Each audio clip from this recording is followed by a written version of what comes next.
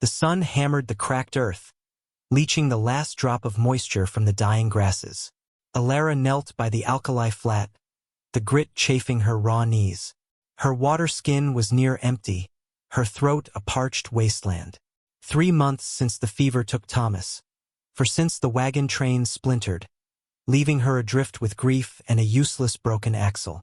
The endless sky pressed down, vast and indifferent. Loneliness was a physical weight, heavy in her chest, making each breath a conscious effort. Every shadow seemed to writhe with unseen threats, the prairie a predator in itself. She rose, eyes scanning the shimmering heat haze. That's when she saw it, a disturbance by the river bend. A patch of earth that looked wrong, too wet, too greedy, and something dark sinking into it. A horse, she thought at first, then a man. Panic, cold and sharp, pierced through her stupor. A man, out here, and sinking. Her first instinct, honed by the brutal lessons of the past year, was flight. Hide. Let the prairie claim its due. But something else warred with the fear. A flicker of the woman she'd been, perhaps, or simply the stark terror of watching a life swallowed whole. She couldn't move. He thrashed, arms flailing against the viscous grip of the quicksand. Dark skin, powerful build. Not white. Comanche. The blood drained from her face. Fear now a tidal wave threatening to drown her. Comanche. The raiders. The stories whispered around campfires. Stories of brutality and death. Every instinct screamed retreat. But his struggles were weakening. Desperation etched on his face. A look universal regardless of tribe or tongue. He was drowning in the earth. She didn't know why she moved. Perhaps the sheer, desperate need to do something, anything, against the overwhelming helplessness of her own situation.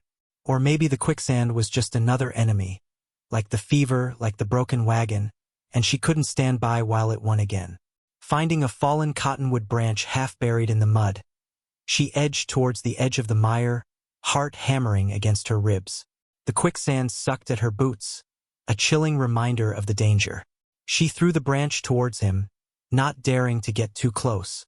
He saw her. Surprise flashed in his eyes, quickly replaced by raw desperation. He lunged, his fingers scrabbling for the wood. He caught it. She dug the end of the branch into firmer ground, leaning back with all her meager strength. The effort strained her muscles, fire shooting up her arms. He was heavy, the quicksand reluctant to release its prey. Minutes stretched into an eternity, the only sounds the harsh drag of his body against the mud and her own ragged gasps. Slowly, painstakingly, she pulled him, inch by agonizing inch, towards the edge. The air grew thick with the smell of damp earth and sweat. Finally, he collapsed onto solid ground, covered in mud, gasping for air, utterly spent. He lay there, chest heaving, eyes closed. He was alive, and she was alone with a Comanche raider she had just saved. The setting sun cast long, ominous shadows, painting the landscape in shades of blood and fear. Her hands trembled, not just from exertion, but from the chilling realization of the risk she had just taken. He stirred after a time, his eyes, dark and assessing, fixing on her. There was no gratitude she could decipher, only a deep weariness and guardedness. He was injured, she saw now, a nasty gash high on his leg, probably from the horse that hadn't escaped the mire. It looked infected. She had no medicine, barely any water, and now a wounded warrior on her hands. He didn't speak, just watched her with an intensity that was unnerving.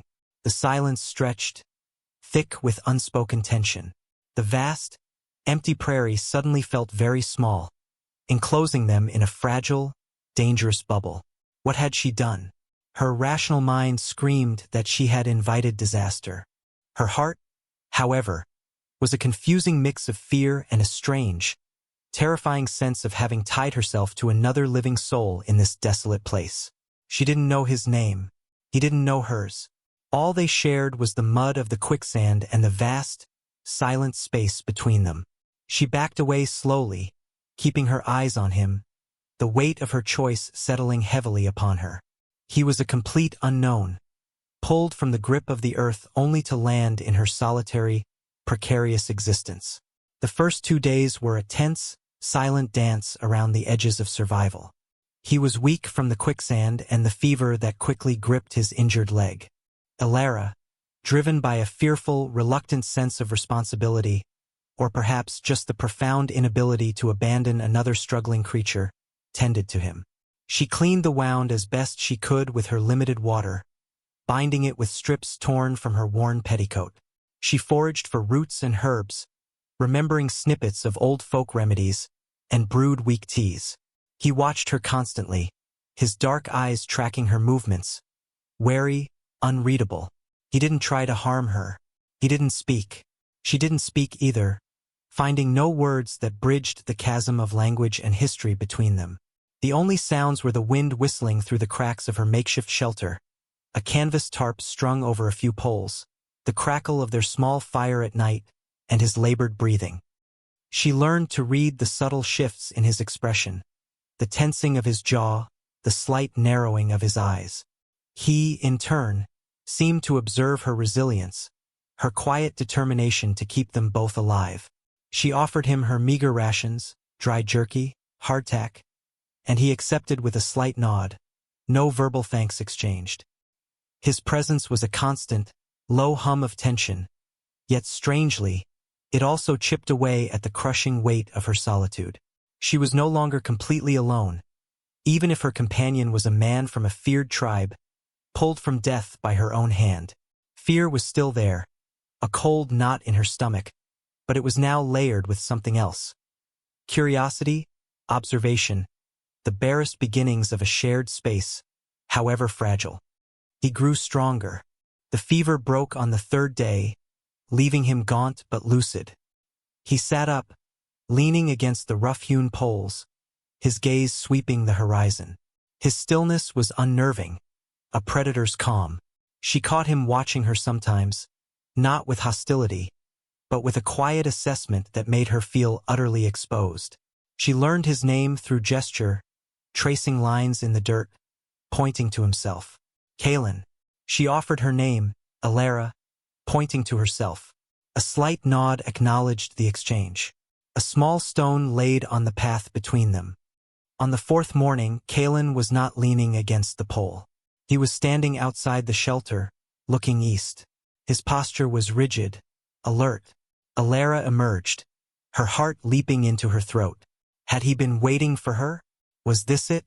The moment she had dreaded since pulling him from the quicksand? But he ignored her, his focus fixed on the distant horizon. She followed his gaze, seeing only the vast, empty prairie stretching to the sunrise. Then she heard it, faint, rhythmic thudding. Hooves, many hooves, a distant, growing rumble that vibrated through the soles of her worn boots. Dust was rising, a dark plume against the pale morning sky.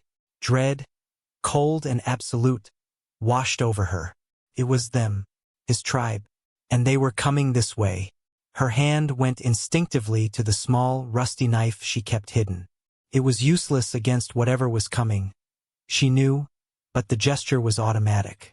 Kalen turned to her then, his expression unreadable, the silence between them suddenly charged with impending arrival. The thundering grew louder, shaking the ground beneath her feet. The dust cloud billowed, closer now, revealing shapes within it. Riders, many riders, painted faces, feathers, lances glinting in the rising sun. Comanche, her breath hitched, caught in her throat. This was the repayment, she thought, the dark, terrible price for saving him. The prairie had its balance, and she had disrupted it. Now it would right itself, likely with her life. She shrank back towards the shelter, every instinct screaming for her to disappear, to become invisible. But there was nowhere to go. Kalen watched them approach, his face stoic, betraying no emotion. He stood tall, a solitary figure silhouetted against the coming horde. As the riders drew nearer, they slowed, fanning out into a wide semicircle, powerful horses pawing the ground. The air crackled with tension. The lead rider, a formidable figure with a stern face and elaborate headdress, dismounted. He spoke to Kalen in rapid, guttural bursts of sound. Alara, hidden mostly by the canvas, understood nothing, yet she felt the weight of the exchange, the questions being asked, the story being told. She watched Kalen gesture towards the river bend, towards the quicksand, then towards the shelter where she was hidden. His hand lingered in her direction for a moment. The leader's eyes, sharp and piercing, followed Kalen's gesture. They fell upon her then, those dark, assessing eyes, magnified by the sudden, terrifying focus of the entire group. She froze, paralyzed by terror. She was cornered, exposed. She expected shouts, threats, the rush of bodies. Instead, the leader held up a hand, silencing a low murmur among his warriors. His gaze remained fixed on her, long and searching. Time seemed to stretch and distort. She saw curiosity there, perhaps, and calculation, but the burning hostility she had braced herself for was strangely absent. Kalen stood beside the leader, silent, watching both his kinsman and Alara. He said something else, low and steady, to the leader. Another warrior dismounted, carrying a bundle. He approached the shelter slowly, cautiously, his eyes flicking between Alara and Kalen. Alara tensed, her hand tightening on the knife, though she knew its futility. The warrior stopped a few feet away and placed the bundle on the ground. It was a finely tanned hide, soft and supple, and beside it, a small, intricately beaded pouch. A gift? It made no sense.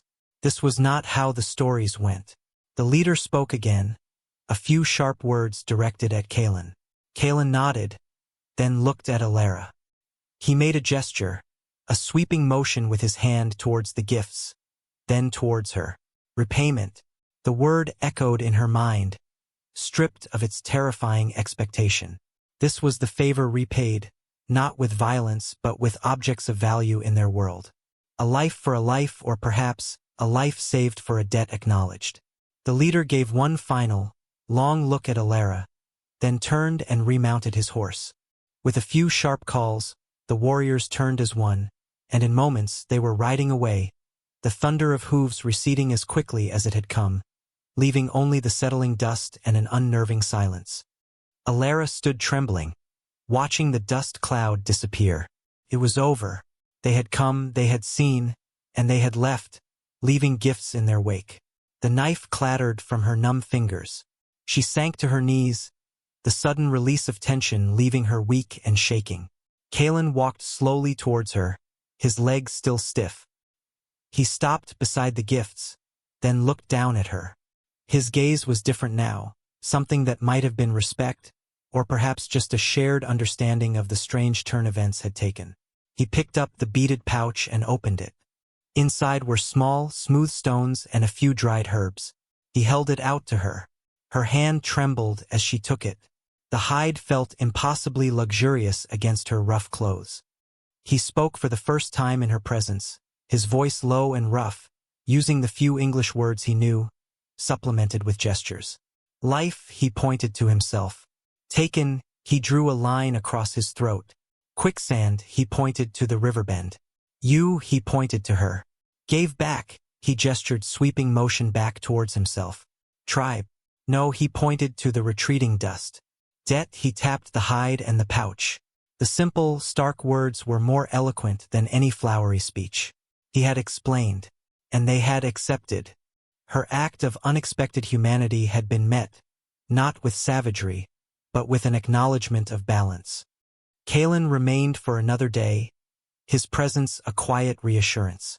He didn't speak much, but he helped reinforce the shelter, showing her how to secure the tarp more effectively against the wind. They shared a silent meal by the fire, the gifts from his tribe lying between them, tangible proof of the day's extraordinary events. When he left the next morning, before sunrise, he simply rose, gave her a single, direct look that held a depth of unspoken meaning, and walked away, heading east. She watched him go, not with fear, but with a profound sense of quiet gratitude and resilience. The prairie was still harsh, the future uncertain. But she had faced the embodiment of her deepest fears, the savage raider, his fearsome tribe, and found something unexpected. Not hatred, but connection, acknowledgement, even a strange form of protection. Her act of saving him hadn't been folly. It had been a bridge built across an impossible divide. She was still alone, but the crushing weight of solitude felt lighter. She had endured, she had acted, and she had been met with something that transcended the simple rules of survival and fear. Alara picked up the soft hide, running her fingers over its surface.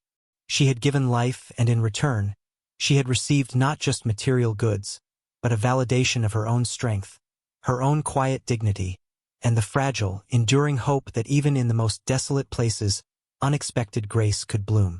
She stood taller, facing the vast, indifferent sky, no longer just a victim of circumstance, but a woman who had stared into the face of fear and found a way to simply be.